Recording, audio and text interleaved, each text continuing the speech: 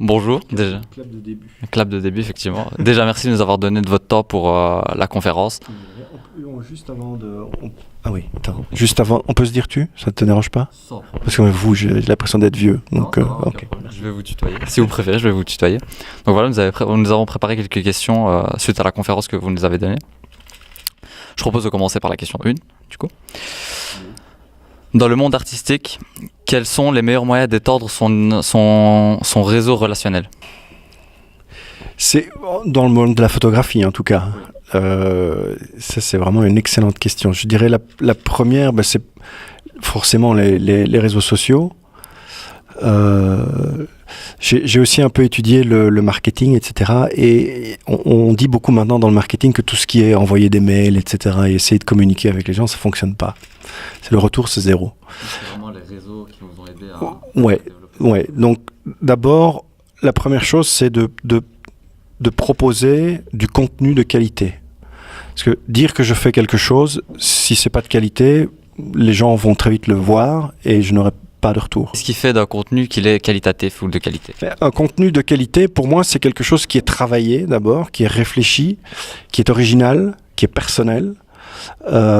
Et qui fait que peut-être demain, quelqu'un qui va voir une de mes photos va se dire « Ah bah oui, c'est de lui » et pas de quelqu'un d'autre, même si elle n'est pas signée. Donc c'est d'abord, la première chose, c'est de proposer du travail de qualité sur les réseaux sociaux. Ensuite, il y a effectivement peut-être une recherche à faire sur les gens qui pourraient potentiellement être intéressants pour toi dans le cadre d'un business. Chercher une sorte de public cible. C'est ça, par exemple, ou même des relations intéressantes. Moi, par exemple, j'ai sorti un bouquin il y a 4 ans maintenant sur des portraits de comédiens belges. Suite à ça, j'ai été contacté par une femme qui est agent de comédiens à Paris et qui me disait « Tiens, j'aime beaucoup le livre, j'aimerais bien engager, enfin en tout cas faire venir tel ou tel comédien dans mon agence pour le faire éventuellement travailler en France. Est-ce que tu aurais ses coordonnées ?» Donc du coup, je suis rentré en contact avec cette personne-là parce que j'avais produit du contenu de qualité qui l'a intéressée, elle. Et puis, comme je suis rentré en contact avec cette personne-là, j'ai eu accès à son réseau à elle, qui était à Paris, en France, auquel je n'avais pas du tout accès, mais via cette personne-là, j'ai pu étendre mon réseau. Donc la première chose à faire, je dirais production de contenu de qualité, diffusion, et puis si le public ne vient pas de lui-même, c'est ce que j'appelle du marketing par capillarité. Je ne sais pas si tu mets un sucre dans un café, si tu le tiens juste au-dessus du café, le café remonte dans le sucre.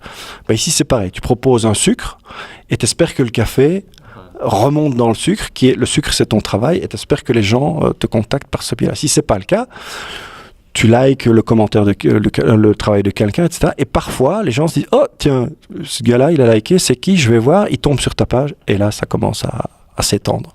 Deuxième question. Quel est votre rapport aux médias dans le cadre de votre travail?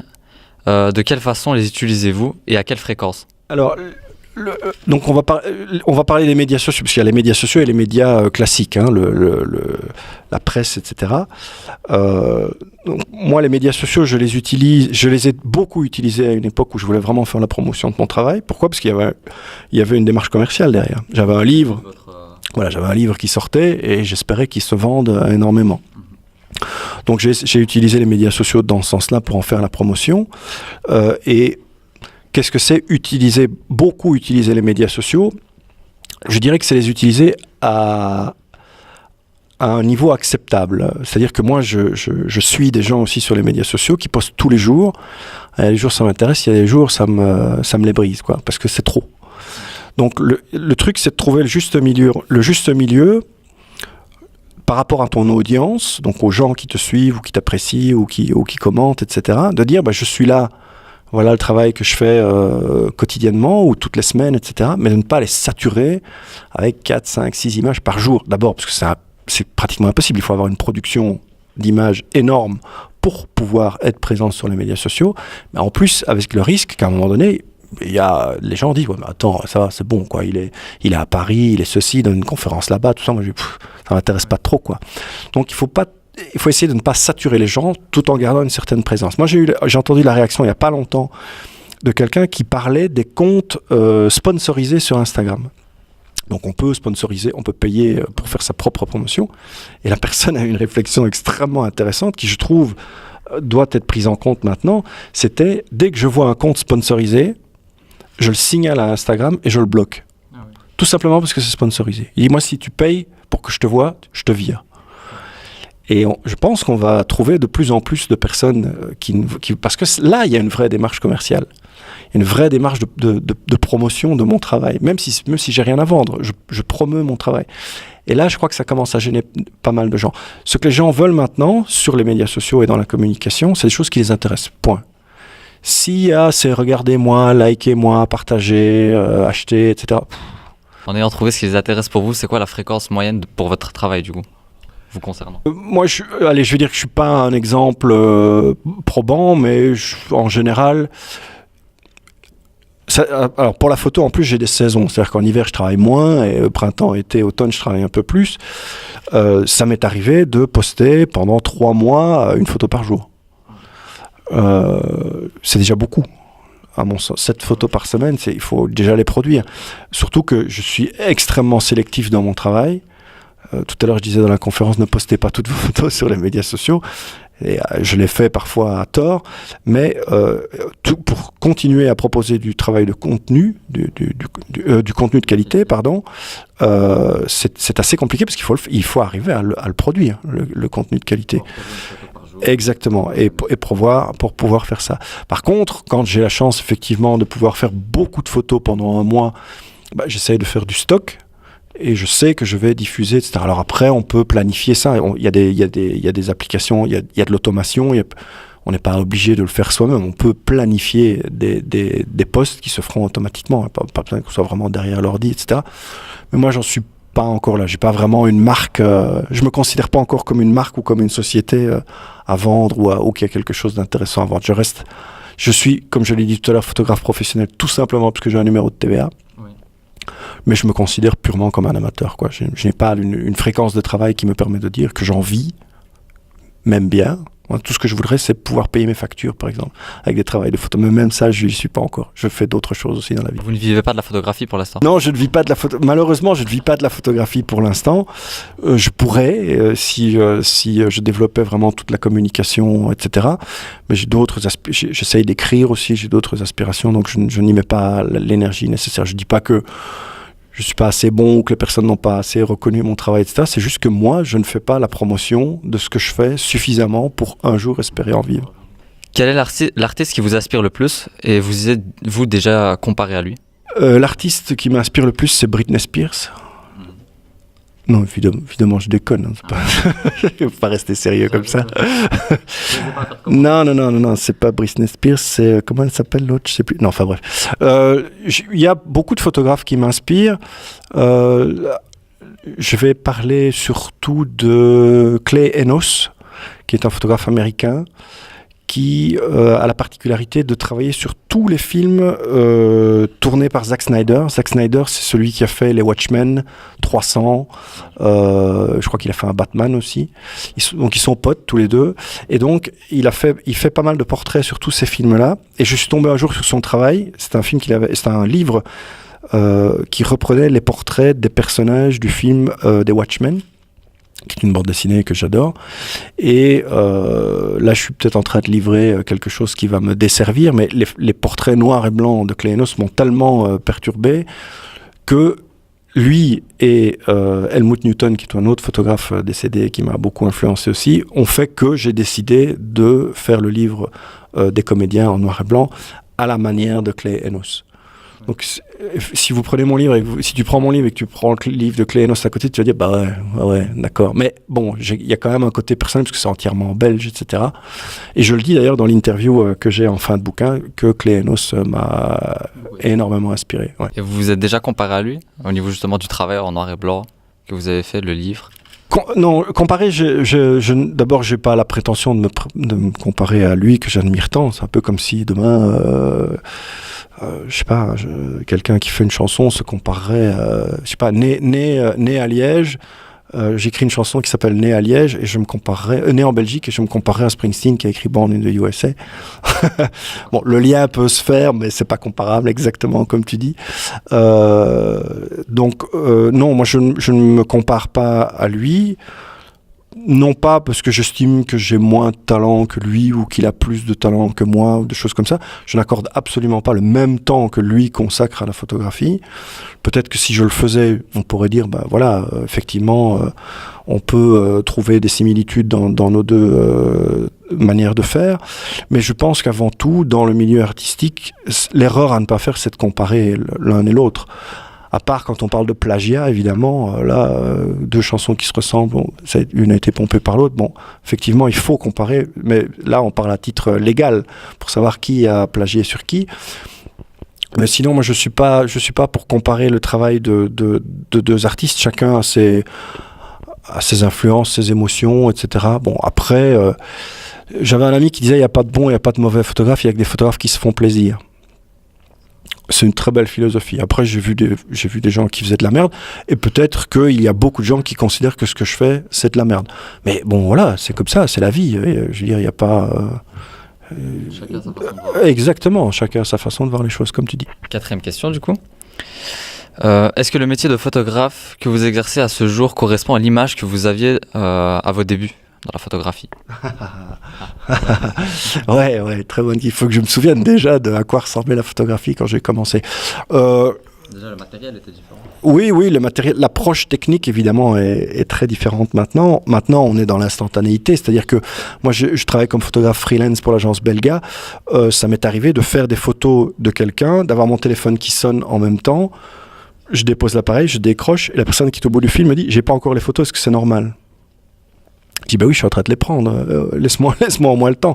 Mais ça traduit l'instantanéité et le temps que l'on n'a plus pour fournir du travail dans un cadre professionnel. Attention, je n'ai pas dit pour fournir un travail professionnel, dans un cadre professionnel. Maintenant, avec les appareils, etc., on peut pratiquement faire des bonnes photos dans toutes les conditions, même les conditions lumineuses les plus basses. On peut monter à des 10, 12, 15 000 ISO qui permettent de voir qu'il y a quelque chose sur la photo, qu'elle n'est pas complètement noire.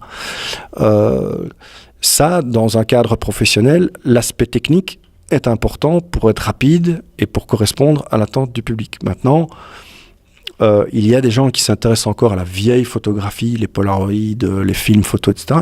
Mais c'est ce qu'on appelle une niche. Il y a très peu de gens qui s'intéressent à ça. Maintenant, ce qu'on veut, c'est des beaux portraits en studio, bien éclairés, un beau make-up, une belle coiffure, une belle peau. C'est très important d'avoir une belle peau, hein, si on voit des petits trucs, etc. C'est d'ailleurs, à un moment donné, on lisse les peaux de manière horrible. Mais ça fonctionne.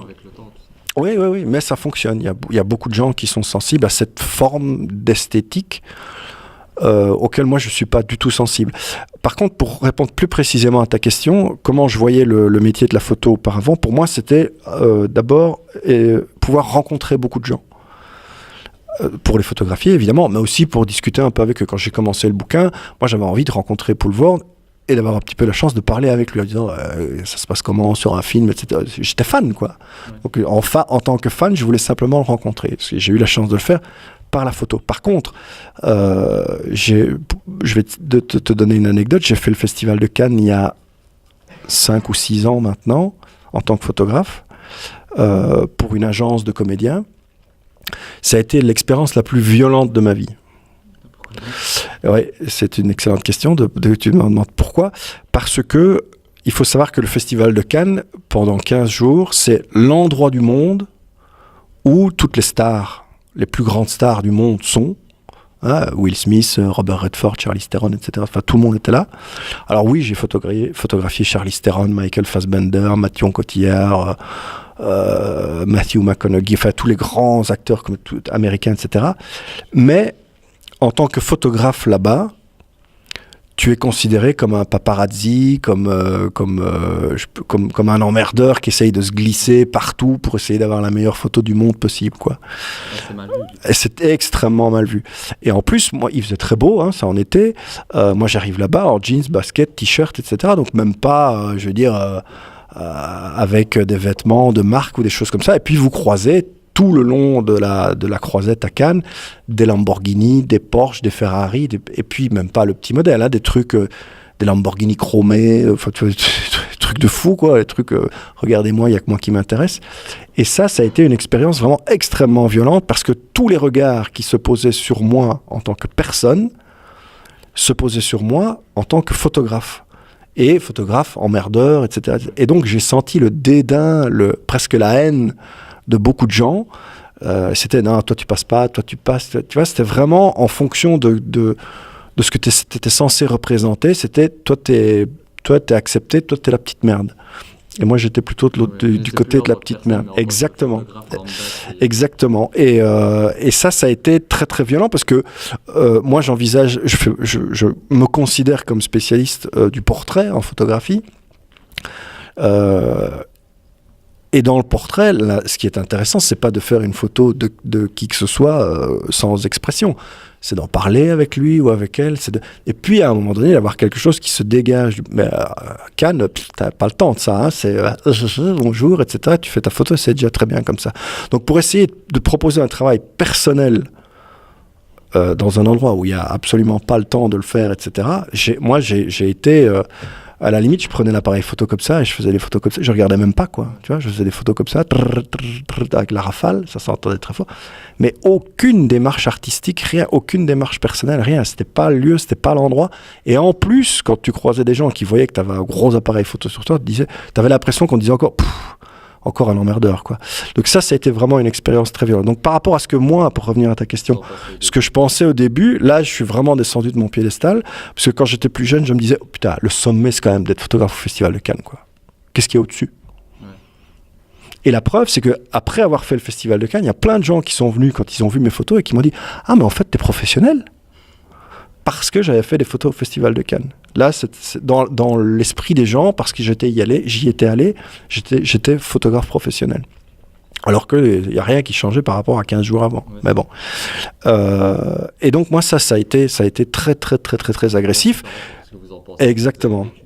Et du coup, je me suis dit, ça va, je l'ai fait une fois, je ne le ferai plus. Du coup, dernière question. Pensez-vous que votre passage à la haute école vous a apporté quelque chose de positif ? Si oui, laquelle ? Alors oui, ça m'a apporté quelque chose de très très très positif, parce que moi ce que j'aime avant tout dans la photographie, c'est l'échange. C'est discuter de photos avec des gens. Si c'est juste pour venir faire une conférence et dire moi je sais, vous savez pas, vous m'écoutez, c'est déjà très bien, ça n'a absolument aucun intérêt. Non, ça n'a absolument aucun intérêt. Par contre, échanger avec toi, avec les gens avec qui tu es en classe, etc., ça c'est vraiment hyper intéressant. Et comme je reviens demain après-midi aussi, j'espère que certains d'entre vous auront quelques images à proposer et qu'on en discutera, etc. Évidemment, dans le calme. C'est pas du tout l'objectif, ce n'est pas de critiquer un travail, c'est d'en discuter et de construire vraiment quelque chose. Voilà. Moi, mon objectif aujourd'hui, c'était quoi ? C'était de venir vous parler de photos comme j'aurais aimé qu'on m'en parle quand j'avais votre âge. Parce que quand j'ai commencé la photo, j'ai croisé des photographes, je leur disais, ouais, mais ça, comment est-ce que tu fais ça ? Et c'était tous... On garde le secret. Ah, secret, tu vois. Et il y a encore beaucoup de photographes qui fonctionnent comme ça, qui photographient des gens, ils postent les photos de ces personnes-là et ils n'identifient pas les personnes. Donc tu peux pas, en théorie, tu peux pas les retrouver. Tu peux pas dire, tiens, cette personne-là, elle a du charisme, cet acteur-là, il a l'air terrible, etc. Mais je ne sais pas comment il s'appelle. Et c'est pas grâce au travail de cette personne-là que tu peux... Exactement. C'est garder un petit peu sa petite popote interne. Même ça, j'en parle pas trop, etc. Moi, je trouve ça nul, pour ne pas dire autre chose. Moi, je suis vraiment dans le partage que ce soit des techniques, en disant, tiens, là, il y a une profondeur de champ très faible, comment est-ce que tu as fait ça, etc. Il n'y a rien de secret. Il suffit que tu cherches un petit peu, etc.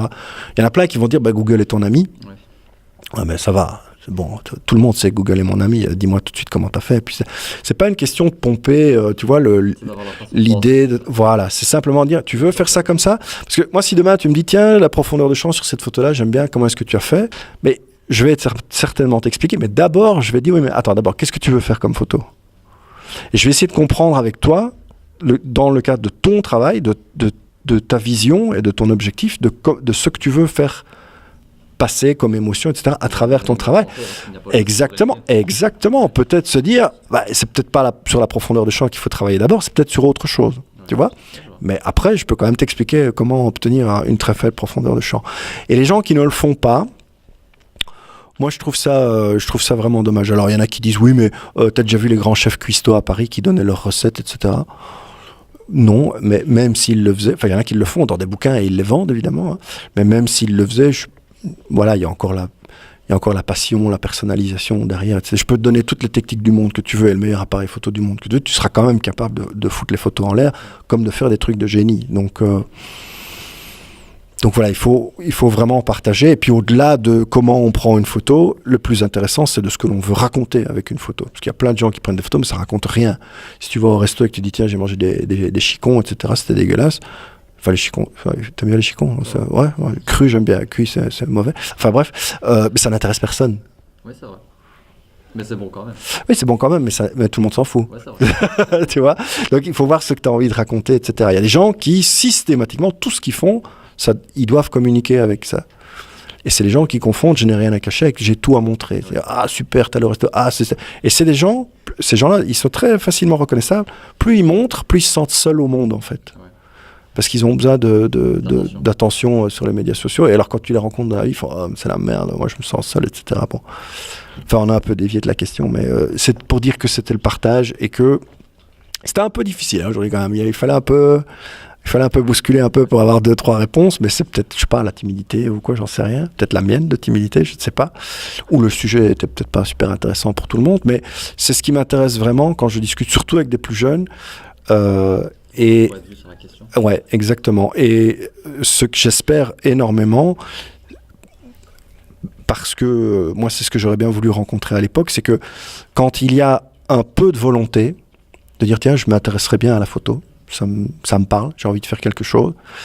Il y a tellement de gens qui vont dire oh mais c'est pas facile, et puis se faire une place dans le monde de la photo, tu sais, c'est plus des personnes qui découragent. Exactement, il y a tellement de gens, tu vas rencontrer tellement de gens qui vont même inconsciemment hein, et même certains vont prétendre te protéger en faisant ça. On va dire oh mais il y a pas d'avenir tu là-dedans. Il y a pas de dépôt. Voilà. Il n'y a rien, il n'y a pas de branche où il y a vraiment de l'emploi tout au bout, hein, ça n'existe pas. Donc il faut vraiment faire sa place.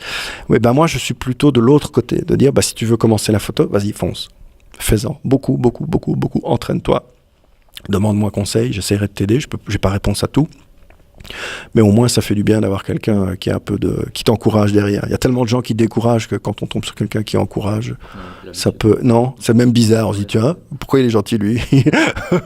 C'est un peu bizarre, ouais, c'est un peu dommage même. Enfin bon, voilà, c'était pour répondre à ta question. Bah, écoutez, merci beaucoup que ce soit pour la conférence ou l'interview de maintenant. Et à demain. À demain. Merci. J'espère que tu auras. Je ramènerai ma photo effectivement. Ok, super. Cap de fin.